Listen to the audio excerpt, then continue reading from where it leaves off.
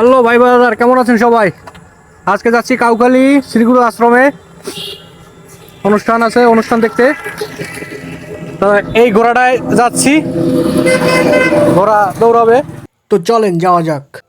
আমার ভিডিও ভালো লাগলে লাইক, শেয়ার, ফলো করতে ভুলবেন না। আমরা আছিলাম চায়ের বিরতিতে, পিরোজপুর সি অফিস চায়ের বিরতি। এই যে দুইজনে বেকুটিয়া ব্রিজের রাত্রের ভিউটা উপভোগ করুন, দেখুন কেমন লাগে।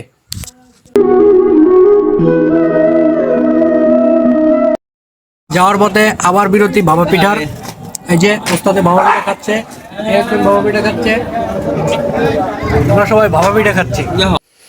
আমরা চলে আসছি শ্রীগুরু আশ্রমের মেইন গেটে। এবারে আস্তে আস্তে ভিতরে যাব মানুষের ভিড়ে।